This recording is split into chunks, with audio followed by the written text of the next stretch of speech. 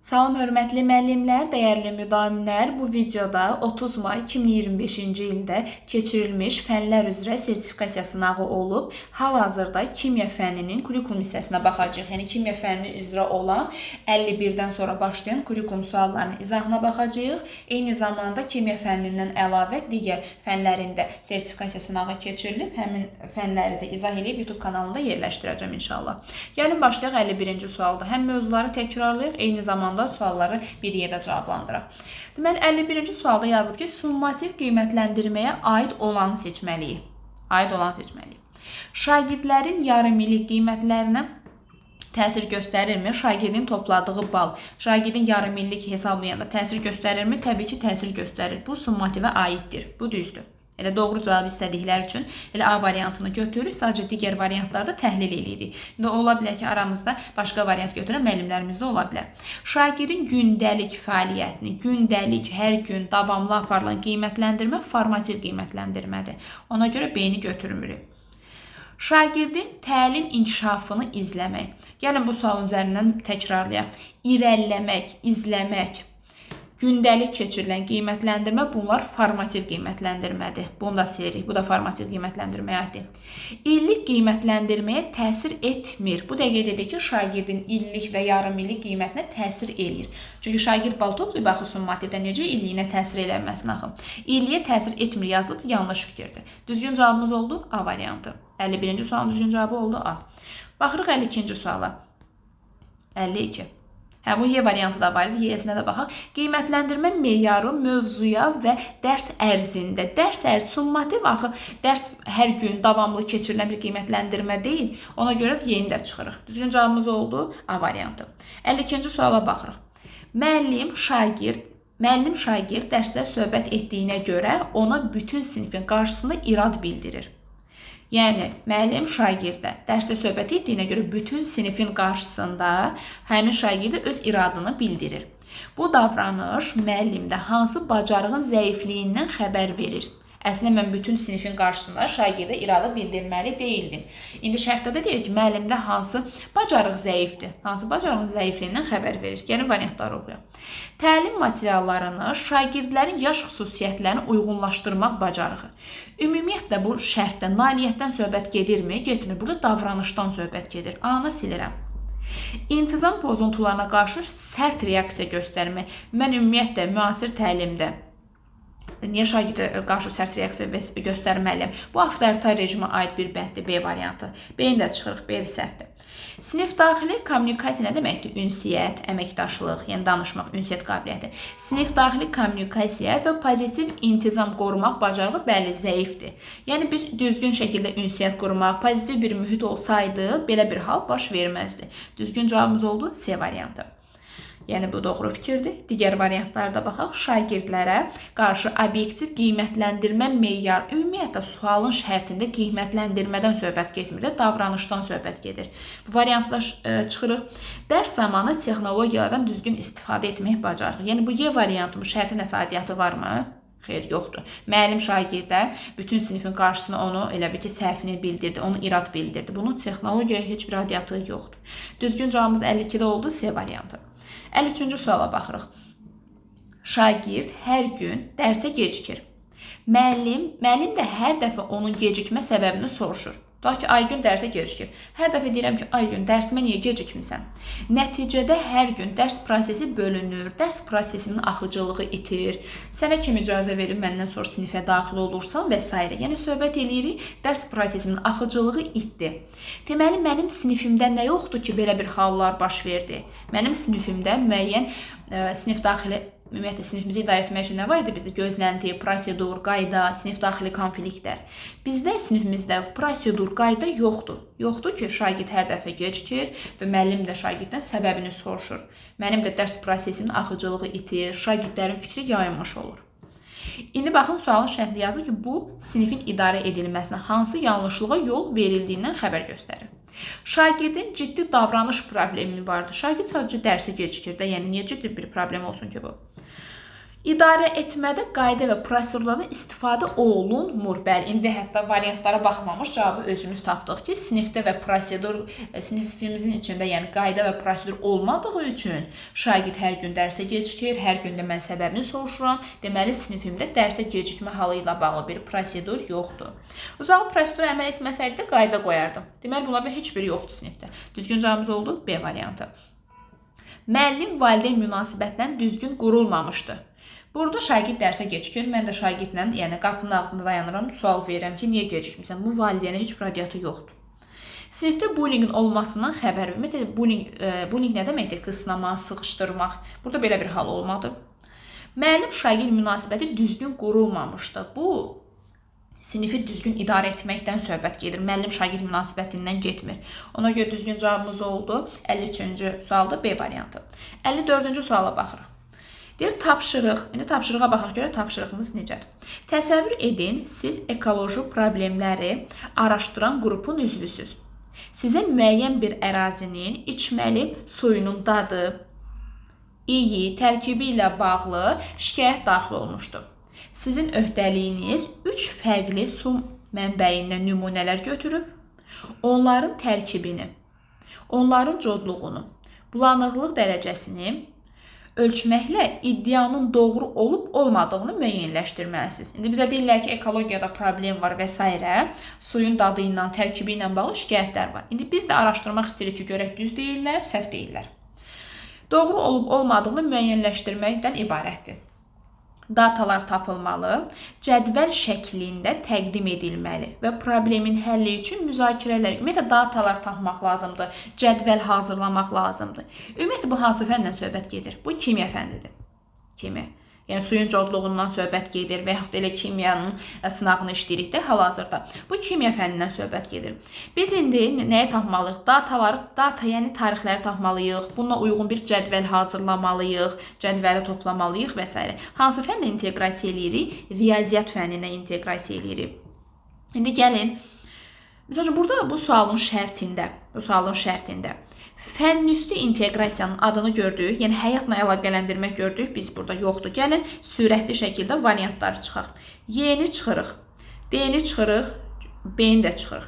İndi əlimizdə qaldı ya A variantıdır, ya da C variantıdır. Ya fənlər arası vergül fən daxildir və yaxud da sadəcə fənlər arası inteqrasiya aiddir. Fən daxili inteqrasiya varmı sualın şərtində? Fən daxili inteqrasiya hansıydı? 2 yerə bölünürdü. Şaquli, üfüqü.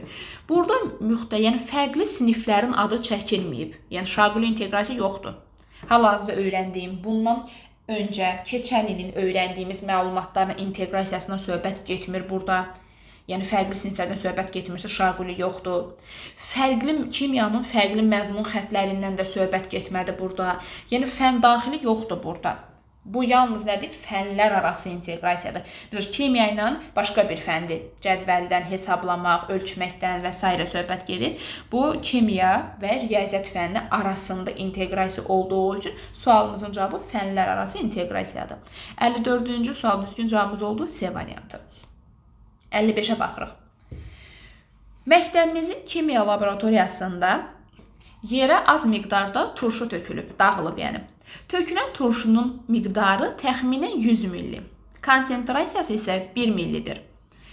Sən şagird, laborant kimi tökülməni təhlükəsiz şəkildə neytrallaşdırmaq və təmizləmək üçün plan hazırla. Yəni şagirdə deyirəm ki, bunu təhlükəsiz və neytral şəkildə eləmək üçün bir plan hazırla. Yəni şagird belə baxanda yerə turşu tökülüb, indi biz nə edək ki, təhlükəsiz bir şərait yaradırıq. Ora töküləni neytrallaşdırırıq da, yəni zərərsizləşdiririk bir sözlə. Yəni olan məlumatlardan bir plan hazırlamalıyamsa, bu hansı mərhələyə uyğundur? Bir növ öyrəndiklərimizi həyata keçirib bir plan hazırlayırıqsa, bəli, bu hansı mərhələdir? Tətbiq etmək mərhələsi, Y variantı. Xüsusiyyətləri daha çox deyirəm ki, məndən qabaq cavabı özünüz tapasınız. Düzgün cavabımız oldu, Y variantı. 56-ya baxırıq. Deyir ki, sənin laboratoriyada yoldaşın X ilə işarələnmiş naməlum bir metalla təcrübə aparıb. Bu metal hidroxlor turşusu ilə reaksiyaya girib və nəticədə hidrogen qazı ayrılmışdır. Standart temperatur və təzyiq şəraitində toplanan hidrogen qazının həcmi 448 milli olmuşdur. Və bu zaman 0,5 qram X metalından istifadə edilmişdir. Təcrübə zamanı istifadə olunmuş metalı müəyyənləşdirin. İndi bu standart cavabı yoxdur ki, biz hardan bilək hansı metaldır?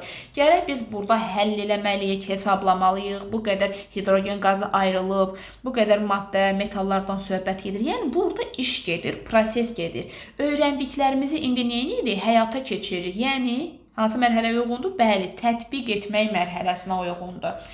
Öyrəndiklərimizi təcrübə ilə həyata keçirdiyimiz üçün düzgün cavabımız oldu tətbiq etmək. Düzgün cavabımız oldu 56-da B variantı. 57-ci suala baxırıq. Müəllim şagirdlərdən soruşur. Layihənin təhvil verilməsinə az qalıb. Müşahidə edirsən ki, qrup üzvlərindən biri öhdəsinə düşən məsələni tamamlamaqda çətinlik çəkir. Lakin kömək də istəmir. Demir, gəl kömək elə, onu da demir.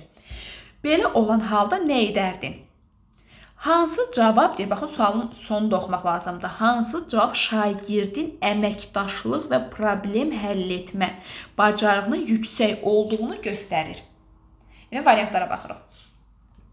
Ona köməyə ehtiyacı olduğunu hiss etdirmədən ona kömək etməyə çalışardım. Bu düz fikirdir. Əməkdaşlıq nədir? Onsuz da problem həll etmək. Birgə çalışmaq, bir yerdə çalışmaqdır. Bax, mən sənə kömək edirəm. Bax, mən dedim, deməklə olmurdu. Qrupla işləyiriksə biz bir yerdə çalışmalıyıq və kömək eləməliyik. Bu variant düzgündür. Çünki A variantında baxın, bu qara yazılan sözə fikir verirsə, yazılıb ki, hansı cavabda əməkdaşlıq və problem həll etmə bacarığının yüksək olduğunu göstərir. Misal üçün, A variantında yüksək olduğunu göstərir. Yəni, mən ona elə kömək eləmişəm ki, o şagird belə hiss belə eləməyib ki, mən ona köməklik göstərdim. A variantı düzdür. Gəlin, digər variantlarda baxaq, əgər aramızda digər variantlar götürən müəllimlərimiz varsa. B-yə baxaq. Gözləyərdim ki, özü kömək istəsin. Axı, sualın şərtində deyir, axı, lakin özü kömək istəmir. İndi o kömək istəmirsə, mən də oturub gözləyim 1-2 saat görüm məndən kömək istəsin. B variantına çıxırıq.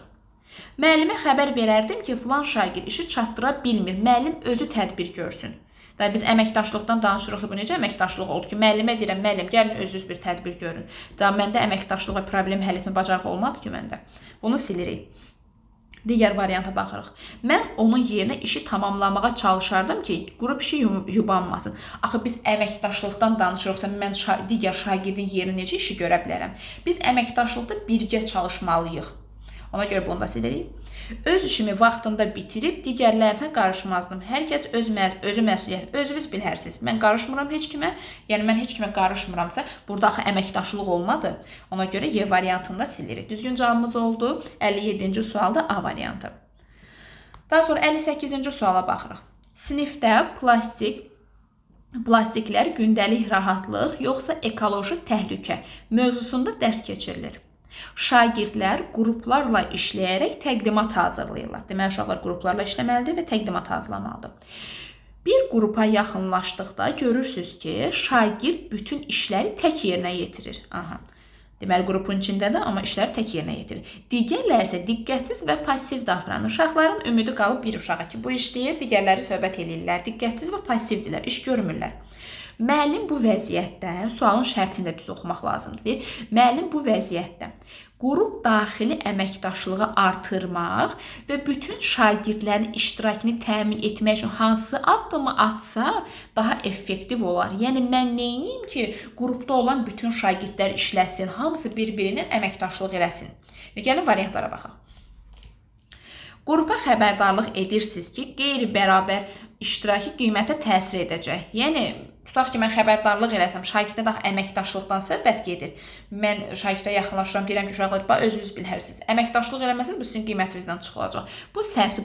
Bu bir növ avtoritar rejimə uyğun olan bir bənddir. A-nı çıxırıq. Qrupun yanına gedərək vəzifələri özünüz bölüşdürürsünüz. Misal üçün, mən deyirəm ki, Aygün qrupda məlumatı araşdıracaq. O biri şagird çıxıb təqdimat eləyəcək. O biri şagird, misal üçün, məlumatları internetdən toplayır. O biri şəkil çəkir və s. Müəllim qrupun bölgüsü niyə eləsin axı? Beyin də silirəm. Yəni, söhbət yuxarıda nədən gedir? Əməkdaşlığı artırmaq, bütün şagirdlərin iştirakını. Mən istəyirəm ki, onlar əməkdaşlıq eləsin bir yerdə. Sakitcə yaxınlaşıb suallarla onları düşünməyə və iştiraka təşviq edə bilərsiniz. Bəli, elə düzgün cavabımız budur. Yəni şagirdlərə yaxınlaşıram, suallar verib onları düşünməyə və iştirak etməyə sövq edirəm. Yəni sual verməkdə o məqsəddə odur ki, bu diqqətsiz, pasiv şagirdlərdə bir sual verirəm ki, mövzuya qayıdın da, yəni uzaqlaşmayın, bir yerdə işləyin. Bu variant doğrudur. Gəlin digərlərinə də baxaq. Çalışan şagirdi, məsəl üçün qrupda 5 nəfər varsa, çalışan şagirdi ayırıram, işi tək başına tamamlasın və elə bir şey tapşırıram. Da bu qrup işi olmadı axı. 5 nəfərin içindən həmin şagirdi ayırıram ki, gəl sən tək işlə. Bu qrup işi olmadı. Bizim məqsədimiz sualın şərti nədir? Əməkdaşlığı artırmaq. O uşağı da ayırdım. O birilər də diqqəti yoxdur da, dərsə passivdir. Burada əməkdaşlıq olmadı. Ona görə bu variantı da silirik. Qrup olduğu kimi buraxırsınız. Uşaqlar özünüz bilərsiniz, problemi özünüz həll edirsiniz. Təbii ki, bundan həll olmayacaq axı. Həmin şagird işləyəcək, digərləri də passiv yanaşacaq. Bizə lazımdır ki, sualın şərtində əməkdaşlığı artırmaq, bütün şagirdləri fəaliyyətə təşviq etməkdir məqsədimiz. Düzgün cavabımız oldu 58-in C variantı. 59-a baxırıq. Şagirdlər arasında artıq uzun müddətdir ki, konflikt var, yəni müəyyən bir mübahisələr var. Şagirdlərdən birinin valideyni tələb edir ki, digər şagirdi sinifdən çıxarılsın. Yəni ki, hansısa bir şagirdlə övladı konfliktdədir, o uşağı deyir, çıxardın sinifdən.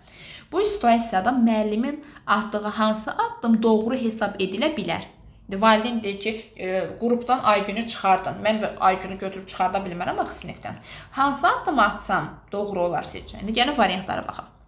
Müəllim ümumi valideyn iclası keçirdir və problemi hamı ilə birlikdə həll etməyə çalışır. Axı biz keçəndə demişdik axı, valideyn iclasında konfidensiallıq, gizlilik qorunmalıdır. Bütün valideynlər mübahisəni eşitmiş oldu. Ümumi iclasda keçirilib hər kəsin yanında uşaqların, yəni iradlarına, neqativlərini deyə bilmərəm. Burada gizlilik pozuldu artıq. A-nı çıxırıq. Özü problemin həllinə çalışmadan şagirdləri və onların valideyni direktorun yanına aparım. Mən niyə belə bir şey eləyim ki? Yəni problemi mən özüm həll eləməliyəm. Hər xırda məsələ olan kimi valideyni, şagirdi direktorun yanına aparmıram. Mən istəyirəm ki, mən özüm həll eləyim bu addımı. Şagirdlərin problemini bütün siniflə, bütün şagirdlərlə müzakirəyə çıxarmaq. Bu dəqiqə dedik ki, gizliliyi qorumaq lazımdır. Bütün şagirdlərin içində hansısa bir şagirdin iradını, xüsusiyyətini bildirmək düzgün bir şey deyil. Konfidensiallıq, yəni gizliliyi pozuram bu zaman. Yəni bu həll yolu deyil. Şagirdin sinifdən çıxarılmasını tələb edən valideynlə müəllim fərdi şəkildə danışmalıdır. Onlarda empatiyasını yaratmağa çalışmalıdır. Empatiyası nə idi? Özümüzü qarşımızdakı şəxsin yerinə qoymağı bacarmaq, onun hisslərini anlamaq. Yəni valideynlər fərdi şəkildə danışırsınız ki, yəni siz deyirsiniz ki, hər hansı bir şagirdi sinifdən çıxardın, axı özümüzü onun valideyni yerinə qoyaq və s. Bu hissləri valideynlərdə aşılayıram, həmçində fərdi söhbət aparıram. Bütün iclasda, digər valideynlərin qarşısında bu məsələni müzakirəyə çıxarmırıq. Düzgün cavabımız oldu 59-cu sualda D variantı. Yəni Y-yə də baxaq. Müəllim bu məsələni həmin dəqiqə pedaqoji şuraya çıxardır və müzakirə tələb edir. Sinifdə xırda bir problem oldu. Uşaqlar bir-birinə dalaşdılar, tez olun pedaqoji şuraya bu məsələni çıxardır. Bu da düzgün deyil. Müəllim özü həll eləməlidir. Düzgün cavabımız oldu D variantı. 60-cı suala baxırıq. Deməli 60-cı sualda oxuyaq görək nə soruşurlar. Qrup işi zamanı bir qrupun tapşırıq üzərində işləmədiyini, əvəzində ucadan danışdıqlarını və vaxt itirdiklərini görürsünüz. Yəni bir qrup iş görmür, ucadan danışırlar və vaxt gedir, vaxt itirirlər. Digər qruplarda diqqəti yayınır. Bir qrup söhbət eləyir, dərslə məşğul deyil və digər qrupunda fikri yayınır. Siz vəziyyəti effektiv şəkildə idarə etməlisiniz və pozitiv mühiti qoruyub saxlamalısınız. Bu situasiyada hansı fəaliyyət daha effektiv olar? İndi görək biz hansı addımı atsaq vəziyyəti düzəldərik. İndi gəlin baxaq variantlara. Sinifin fəaliyyətini tam dayandırırsınız, səs tonumuzu qaldırırıq, söhbət edən qrupa xəbərdarlıq eləyirəm. Əgər bu davranış davam edərsə, bütün qrupa töhmət və cəza veriləcək. Müəllim səs tonunu niyə qaldırır yəni sinifdə və yaxud da niyə bütün sinifin fəaliyyətini dayandırıram? Bu düzgün yanaşma deyil, bu qışqırma, hədə qorxu gəlməkdir. Bu reaktiv yanaşmadır. Hal-hazırki təlim proaktivdir. Proaktiv, yəni müasir təlimdir. A-nı silirik, hətta A-nın qarşısına yazılanı da oxuyaq gəlin. Deyir, bu yanaşma şagirdlərdə ciddi bir mesaj verir və vəziyyəti sürətli şəkildə nəzarətə almaq. Uşaqların üstündən qışqırdım, vəziyyət düzəldimi? Xeyr, düzəlməyəcək. A variantını sildim. Qrupa ucadan gözlənilən davranışları xatırladıram. Yenə uca səslə qışqırıram və ya gözləntiləri uşaqlara xatırladıram. Və belə bir sual verirəm şagirdlərə. Qrup olaraq tapşırıq üzərində necə irəliləyirsiniz və ya yenidən tapşırığa fokuslanmaq üçün necə kömək lazımdır? Bu, şagirdlərin diqqətini cəmlədiyindən əmin olmağa kömək edir. Yəni, uca səslə şagirdlərə xatırladıram. Yəni, bu problemin həlli yolu deyil. Mən hansı addımı atsam vəziyyət daha da yaxşı olar. Beyin dəstələri. Qrupa sakitcə yaxınlaşırsınız və bu hərəkətinizlə onları qeyri-verbal. Yəni, baxın, A-da da qışqırırdım. B-də də uşaqlara deyirdim, ay uşaqlar bunu belə yox, belə elə. Yəni, dərs prosesindən uşaqların fikirləri yayınmış olur. Dərsdə çalışmaq lazım idi ki, sizcə verbal reaksiya verək, yoxsa qeyri-verbal? Hansını vermək lazım idi? Bəli, bunu dərs keçəndə demişdik ki, qeyri-verbal reaksiya versə daha məqsədə uyğundur da, dərsin gedişatı pozulmur. Qeyri-verbal şəkildə reaksiya verirəm və eyni zamanda sinifin digər hissəsi ilə də məşğul olmağa davam edirəm. Ancaq bir qrupla çalışmıram da, hamı ilə bərabər şəkildə çalışım. Bu, şagirdlərə sinif qaydalarını xatırladır. Ümumiyyətlə, sinif qaydalarını necə xatırladırdıq? İndi dedik ki, qeyri-verbal şəkildə xatırladırıq və yenidən tapşırığa cəlb olunmalarını təmin edir. Bu, düzgün cavabdır. Ən gözəl, effektiv cavabı, yəni C variantıdır. Digərlərinə də baxaq. Qrupun davranışını bir müddət görməzliyə vurursunuz. Çünki onlar dərhal tənqid etməyə, şagirdləri utandıra bilər. Bu vəziyyət davam edərsə, onları danlayırsınız. Niyə danlayıram? Bu, müasir təlimdə proaktiv yanaşmada hal-hazırda niyə uşaqları danlayım, utandırım və yaxud da davranışı görməzdən gəlirəm. O biri qrup işləyə bilmir, digər qrupun səs-küyündən, mən də görməzdən gəlirəm. Yəni, bu effektiv deyil axı. Ona görə deyini silirik. Bütün sinifə prosesi dayandırmağı tapşırıram və şagirdləri qrup işində hörmət və məsuliyyəti əhəmiyyətini danışırsınız. Bu, yalnız dərsi pozan şagirdlərə deyil, bütün sinif qaydalarını bir daha. Yəni, uşaqlar iş görürlər, bir qrup axı işləyir, mən bütün sinifə prosesi dayandırıram, deyirəm, işləməyin, dayanın, sinif qaydalarına əməl edin və s. Bu da düzgün deyil. Çalışmaq lazımdır ki, dərs prosesində şagirdlərə reaksiya verərkən qeyri-verbal şəkildə reaksiya verək. Demək, 60-cı sualda düzgün cavabımız oldu, C variantı. Ümid edirəm ki, bu sınavın izahı hər biriniz üçün faydalı oldu.